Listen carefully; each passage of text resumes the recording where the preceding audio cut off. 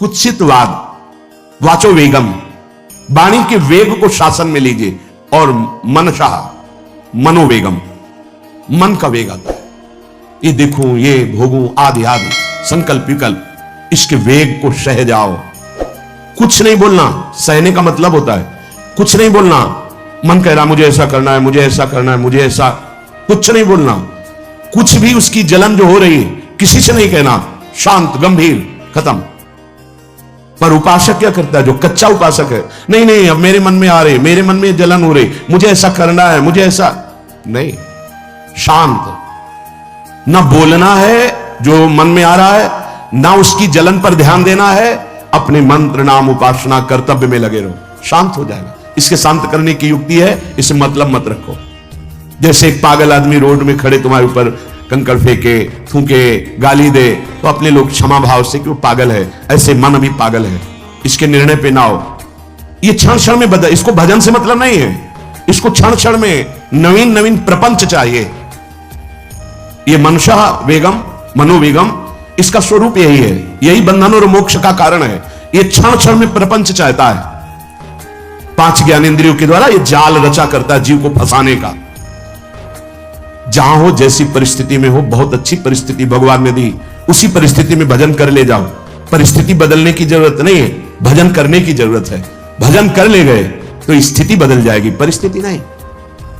परिस्थितियां कहीं भी अनुकूल नहीं होती, स्थिति अनुकूल बनाई जाती। भजन के द्वारा स्थिति, जीवन में कभी कोई परिस्थिति ही ऐसी नहीं रही जिसमें भजन किया जा सके। जीवन में पूरे, अगर पूरे जीवन के तारतम्य को देखते हैं तो एक कष्ट की वेदी पर स्वाहा ही स्वाहा होता रहा है। जीवन की आहुति केवल कष्ट पर, और आज भी कष्ट ही कष्ट। फिर आप सोचोगे सुख किसे कहते हैं? ऐसे कांटों वाले पेड़ पर ऐसा सुगंधित फूल खिलता है कि जिससे परमात्मा मुग्ध हो जाता है। जीवात्मा नहीं, परमात्मा मुग्ध हो जाता है। वो ये मार्ग है। उस सुमन को लेकर वो अपने श्रृंगार में लगा लेते हैं। सुमन, सुंदर मन, ये कांटों पे खिलता है। जैसे गुलाब का फूल कांटों पे नहीं खिलता, हाँ ये कांटे हैं। हर द्वंद की पीड़ा को सहता हुआ जब उपासक आगे बढ़ता है तब सुमन खिलता है। उस सुमन को प्रियाजू अपने केश पास पे धारण करते हैं, उस सुमन को प्रियाजू अपने कर कमल में लेते हैं। अगर आप सहना नहीं सीखे, मांगे बनी रही हृदय की, ऐसा हो तो भजन हो सकता है, ऐसा हो तो भजन, तो लिख लो आप। मन बहुत चंचल है, इसको हर समय नवम नवम नवम, जहां जैसी परिस्थिति उसी में भजन करके निकल चलो। गृहस्थ में हो, विरक्त में हो, गांव में हो, शहर में हो, जहां जैसी परिस्थिति, परिस्थिति बदलने की कोशिश मत करो, स्थिति बदलने की कोशिश करो। जिनको लगता है परिस्थिति बदल जाएगी तो भजन होने लगेगा, नहीं। भजन होने लगेगा तो किसी भी परिस्थिति में भजन होने लगेगा, भजन नहीं तो किसी भी परिस्थिति में नहीं होगा, पक्का समझ लीजिए। इसलिए मनोवेगम, ये जो मन का वेग आ रहा है, इसको आप सहना सीखो और प्रियाजू पर भरोसा रखो। उनको जैसी परिस्थिति देनी होगी दे देंगे ना, भरोसा रखो। अगर मांग मुख से निकाल दी तो अधूरापन साबित हो जाएगा कि हमको ये खाना पीना, ये हमको पहनना, ये ऐसी परिस्थिति, ये ऐसी छोड़ दो। जोई जोई प्यारो करे सोई मोहि भावे। शांत हो जाओ, मन के वेग को सह जाओ। क्रोध वेगम, महाप्रभु कह रहे कुत्सितवाद विकार है। समस्त विकारों में प्रधान विकार होता है काम। काम से ही क्रोध का प्रादुर्भाव होता है। क्रोध एक वृत्ति है जो आने जाने वाली, स्थायी कोई नहीं है। जिस समय आपके अंदर क्रोध आए उस समय मौन होकर हट जाइए वहां से, तुरंत जाकर थोड़ा ठंडा पानी पिए, प्रभु के चरणारविंद की तरफ अपनी वृत्ति को ले जाने की कोशिश कीजिए। उस व्यक्ति से चिंतन हटाइए जिससे क्रोध आ रहा है, उस व्यक्ति की उस क्रिया से चिंतन हटाइए जिससे क्रोध आ रहा है, हट जाइए। ये क्रोध का वेग अगर आता रहा तो भजन करने पर भी अनुभव नहीं हो पाएगा। एक बार अच्छे से क्रोध आ जाए, अंदर हृदय जल जाए, तो 1 महीने भजन के प्रभाव को रोक देता है पूज्य बाबा के उसमें। फिर आप अगर 12 बार साल में आ गया तो क्या अनुभव में आ गया। इसीलिए 20-20, 50-50 वर्ष हो रहे हैं, कुछ अनुभव में नहीं आ रहा। बहुत सावधान। क्रोध हमारा नाश करता है, किसी और का नहीं। हमारे भजन का, हमारे हृदय के आनंद का, हमारी वृत्ति का बड़ा हल्का स्वरूप हो जाता है क्रोधी पुरुष का। इसलिए क्रोध को सहना है, उसके वेग को सहना है। वाणी के वेग, मन के वेग और क्रोध के। अगर क्रोध के वेग को सह गए तो अगला है हिंसा का वेग, वो अपने आप सह जाओगे, क्योंकि क्रोध से ही हिंसा होती है। हिंसा का वेग, वाणी के द्वारा बहुत हिंसा होती है। ऐसे कठोर वचन बोल दिए जाते हैं जो हृदय को चुभते रहते हैं। बाहर का डंडा लगा है, पिटाई हुई तो 2-4 दिन में ठीक हो जाएगा, लेकिन हृदय में जब पिटाई की जाती है कठोर वचन के द्वारा, तो 10 साल बाद अगर दिखाई दे तो फिर ये वो बोला था, ऐसा बोला था, वो हृदय में घाव बना रहता है। वाणी का हिंसात्मक स्वरूप प्रायः क्रोधी जनों में ही पाया जाता है। अगर क्रोध वेग को सह गए तो वाणी के द्वारा हिंसा नहीं होगी, और मन के द्वारा मलिन हृदय में हिंसा का भाव होता है कि चलो हम वैष्णव में मारेंगे तो नहीं, पीटेंगे तो नहीं आपको, लेकिन भगवान तुम्हारा नाश करेंगे, भगवान बहुत जल्दी, ऐसा भाव मन में, यह भी हिंसा है। शरीर के द्वारा तो ना वाणी के द्वारा, ना मन के द्वारा, ना शरीर के द्वारा। क्यों? उसके हृदय में भगवान बैठे हैं, हमको उनको रिझाना है, हमें निर्दोष होकर भगवत प्राप्ति करनी है। ये हजारों दोषों की पंक्तियां यहां हैं। कोई कह दे हम निर्दोष हैं, हमें लगता है कि यही सबसे बड़ा दोष है। नहीं तो अंदर देखा जाए ना तो क्रम क्रम से धीरे धीरे निर्दोष हुआ जा रहा है प्रभु की कृपा से। कोई जन्म से निर्दोष नहीं होता, तो अवतार होते हैं भगवान के। एक पद में था, शरण जिसको ले ली हृदय से लगा, और विषय पंख से धीरे धीरे, क्रमशः विषय पंख से धीरे धीरे उसको हटाया। हित जो महाराज जी के लिए आए, हमारे हृदय को धीरे धीरे निर्विषय किया जा रहा है। और सहत सहत बाढ़े भगत ग्रहतन गुरु हितगार, इन दोनों का मिलान कर धीरे धीरे सहते सहते हमें निर्विषय किया जा रहा है। आचार्य चरण, इष्ट देव, गुरुदेव कर रहे हैं, हमको राजी रहना है। जैसी परिस्थिति है, जैसी भी हमें गुरुदेव रख रहे हैं, इष्ट देव रख रहे हैं, हमें राजी रहना है। इससे क्या होगा कि हमारे अंदर क्रोध नहीं आएगा, गुस्सा नहीं आएगा।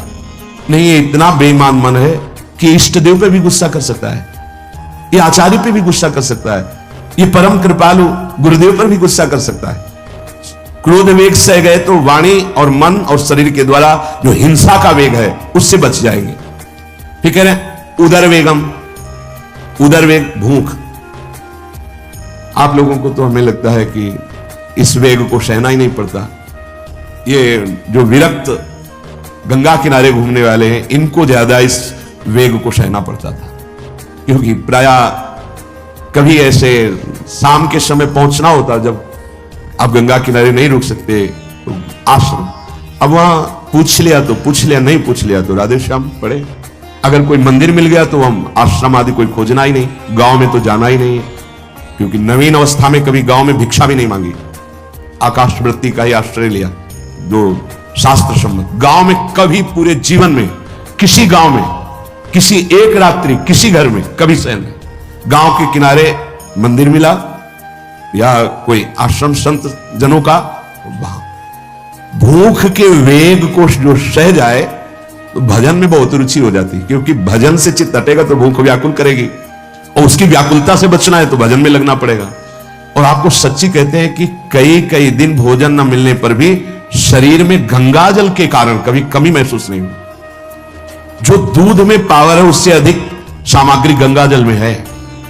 अब वो बहुत से ऐसे नगरों के समीप से गंगा मैया निकली जहां से बड़ी बड़ी फैक्ट्रियों का, तो नहीं, बहुत सुंदर गंगा जल, वो तो सुंदर है ही, था, है, रहेगा। अपने लोग बड़े बड़े ऐसे नाले ऐसे जिससे वो भाव तो है पर वस्तु तत्व तो है, पर जो दृश्य है वो अब गड़बड़ हो रहा है। ऐसे यही बड़ा नाला गिर रहा है सामने जाके, अब वहां ऐसे रज लेके ऐसे लगाओ तो दुर्गंध युक्त निकलेगी, क्योंकि वो ऐसे देखो तो ऐसे पदार्थ बहते नजर आ रहे कि अब ये दुर्भाग्य ही है समय का कि परम पावन गंगा यमुना जैसी नदियां जहां स्नान आचमन और भरपेट जल पीकर परम पवित्र और भगवदानंद में डूबा जाता था, वो भी सौभाग्य छिन रहा है। तो अगर सब सुविधा है तो भी हफ्ते 10 दिन में एक बार इस वेग को सहना तो सीखे। कस के भूख लगे और आज नहीं पाए, एक दिन किसी व्रत का अनुष्ठान करने के लिए हम नहीं कह रहे, लेकिन इस वेग का आनंद तो लीजिए ना कभी। एक टाइम का छोड़ दीजिए, एक दिन केवल, हफ्ते में सुबह थोड़ा ले लिया, बस अगले सुबह लेंगे, तो आपकी दिनचर्या नहीं बाधित होगी। आपको तो मिल रहा है ना, मिल ही नहीं रहा। जो उदर वेग है, भूख में भजन का एक तार जुड़ता है, ये देखा है, क्योंकि ना तो नींद आएगी और ना कहीं और कोई प्रपंच की गुंजाइश है।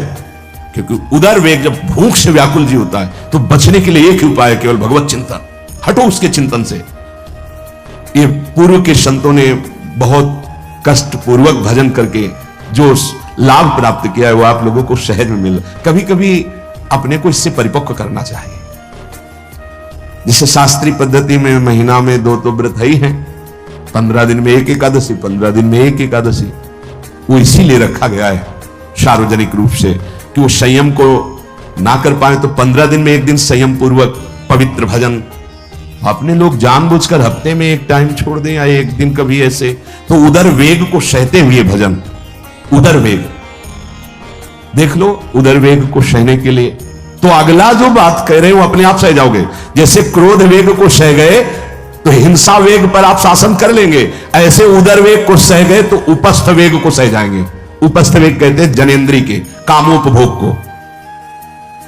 जब पेट में भरपेट भोजन ही नहीं है ना, तो और कुछ चिंतन ही नहीं रहा। यौवन अवस्था, जवानी ऐसे भगवान ने काटी है कि याद ही नहीं रहा कि संसार का कोई सुख होता है।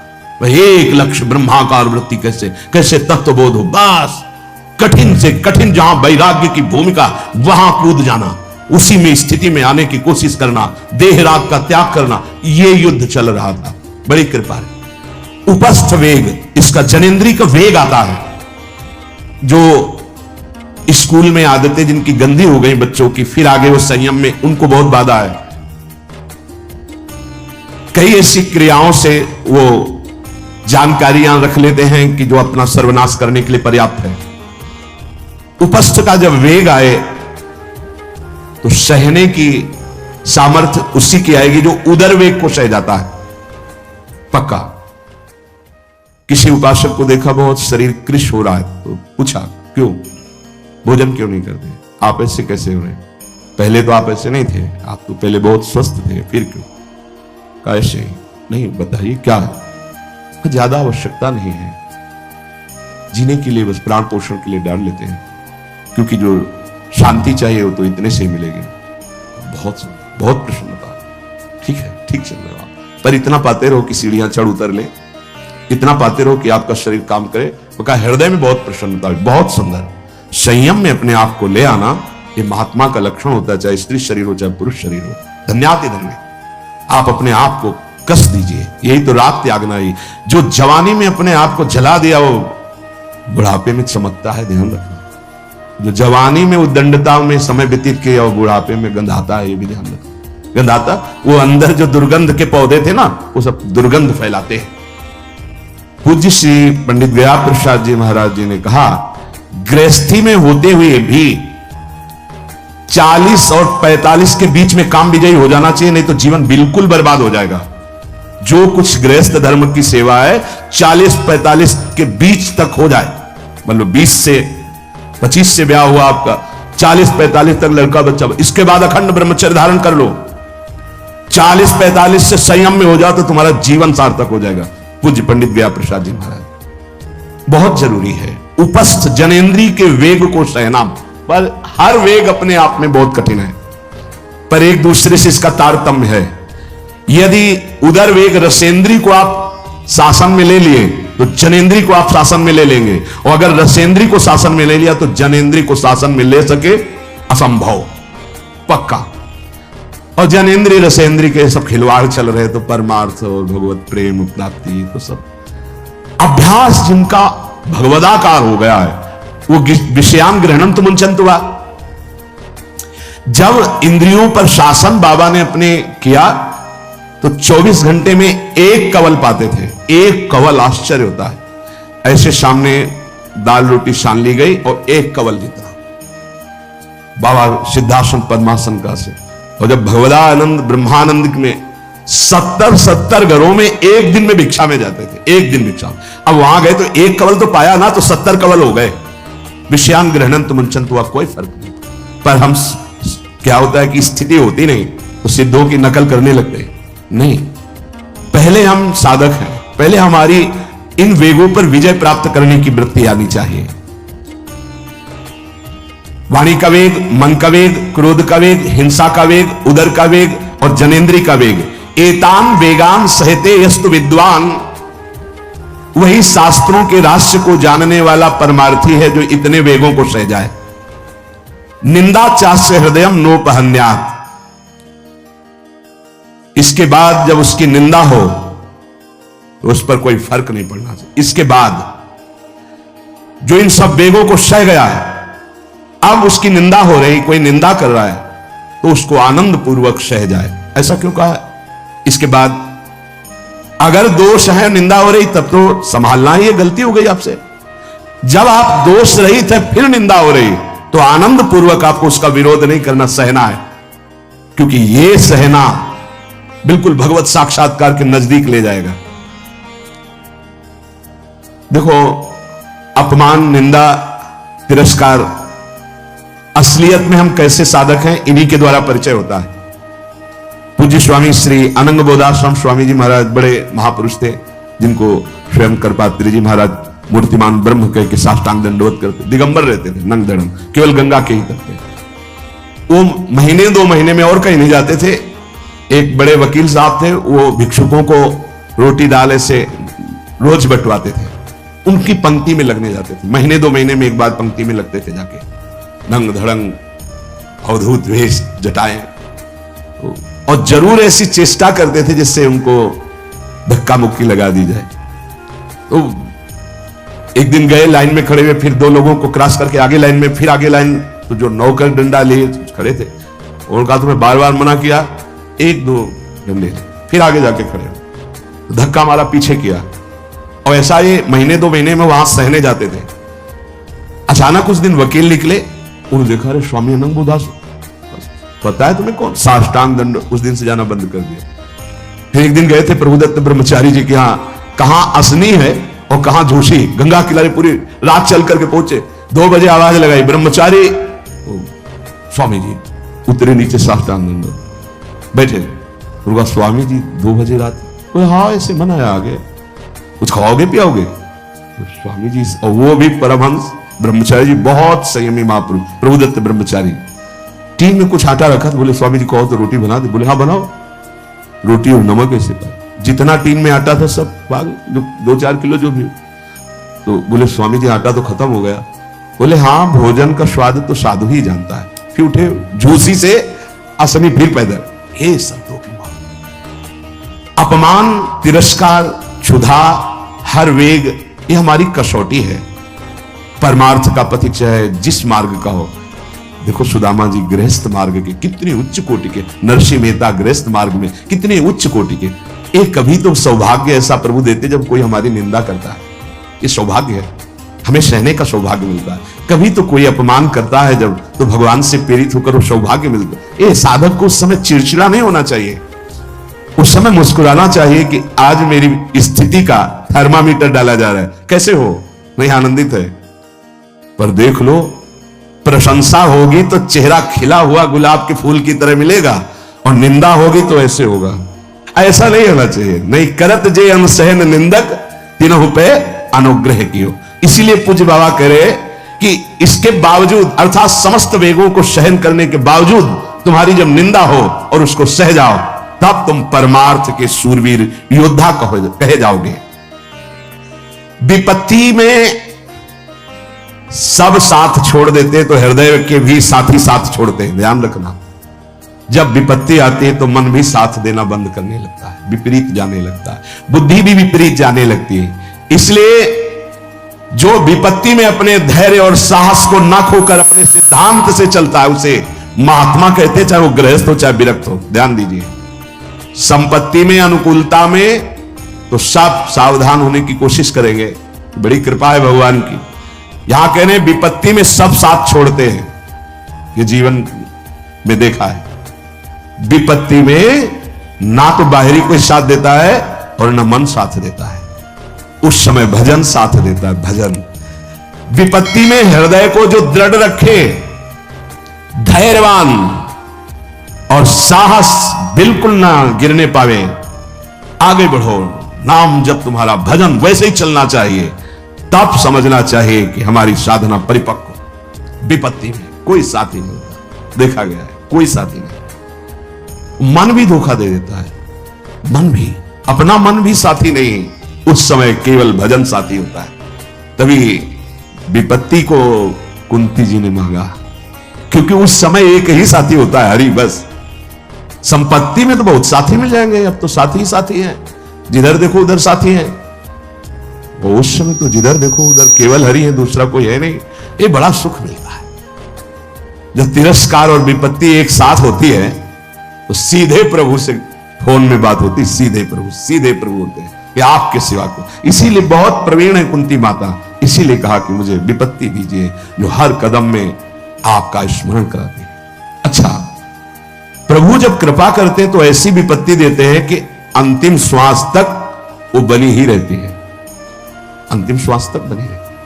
हर कदम पर जैसे गार्ड रखा जाता है ना, सावधान, यहां से ऐसे ऐसे ऐसे हर समय विपत्ति महारानी सावधान, तुम्हारा जीवन कभी भी नष्ट हो सकता है, किसी भी क्षण नष्ट हो सकता है, इसलिए हर समय लक्ष्य पे रखो अपनी दृष्टि, प्रिया प्रीतम पे। ये कृपा होती है। तो उपासक को जब विपत्ति मिले, सब साथ छोड़ दें, मन भी ना लगे, तब धैर्य और साहस दोनों को सुरक्षित रखते हुए साधना में समय आया है, परीक्षा आई है, फेल मत हो, धैर्य पूर्वक डटे रहो, निकल जाएगा। ये तूफान है, मन का तूफान है, माया का तूफान, निकल जाएगा, आगे बढ़ो।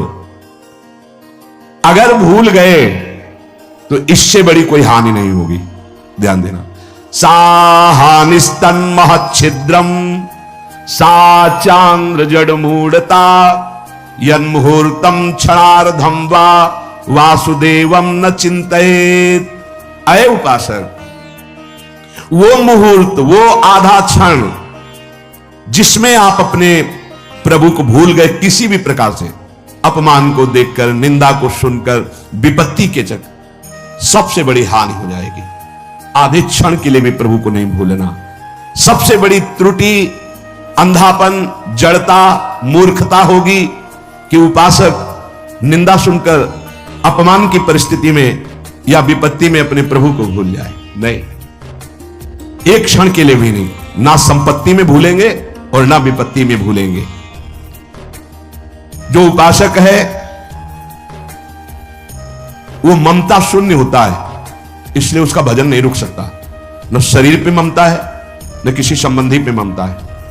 तो विपत्ति किस पे आएगी? इन शरीरों पर ही तो आती है। विपत्ति किस पे आएगी? संबंधों पर ही तो आएगी। तो उसका भजन क्यों नहीं रुकता? क्योंकि ममता शून्य है। इसीलिए इस ममता पर प्रहार गुरुदेव करते हैं, आचार्य शास्त्र करते हैं। ममता शून्य बनो, अपनी ममता केवल प्रियालाल से। तो भारी विपत्ति में भी हमारी ममता सुरक्षित श्यामा श्याम से, उनका चिंतन चलता है। एक एक कदम पर वो मुस्कुराते नजर आते हैं, जब किसी का सहारा नहीं होता, किसी का भरोसा नहीं होता, कोई अपना नहीं होता है। ये जानबूझ करके किया जाता है।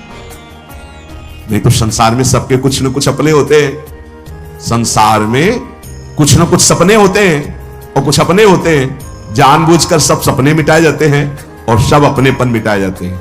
हमारा स्वप्न भी प्रभु होते, कल्पना, भावना, चाहत, गति, जो हमारे प्रभु होते हैं। हमारा अपनापन भी प्रभु से होता है। अब व्यवहार में सब अपने हैं। अब देख लो, पहले एक बार अपनापन हटाया, ममता हटाई, प्रभु के चरणों में रखी। इसके बाद अब सबसे प्रभु भाव से नाते नेह राम के मने, अब कोई फर्क नहीं। पर अभी ममता से समता में नहीं पहुंचे, इसलिए ममता हटानी है। एक बार हटाओ, अपने शरीर से, अपने संबंध से, अपने इंद्रियों के भोगों से ममता हटाकर श्री जी के चरणों में। एक अहमता ममता ये जग में है दुखदाई, ये जब श्री जी की ओर लगे तो होत परम सुखदाई। उपासक को क्यों विघ्न नहीं पड़ता भजन में? क्योंकि उसकी कहीं ममता ही नहीं होती। अब वो पधार गए, तो मृत्यु लोक है, जाना ही है, राधा राधा राधा। बलराम ब्रजवासी बताते हैं कि उनके बगल में एक गृहस्थ भक्त थे, तो उनका पुत्र मथुरा गया तो एक्सीडेंट से पधार गया, और उनके 4 घंटे जब का नियम था, तो 2 घंटे हुए थे, वो जप रहे थे, सूचना ही कि आपके पुत्र का एक्सीडेंट हो गया और ऐसा ऐसा। तो उनका है पधार गया, बोले पधार गया, बोले जब पधार ही गया तो आगे का कार्य आप लोग देखो, 2 घंटा रह गया, पूरा जप हो जाने पर ही हम उठेंगे।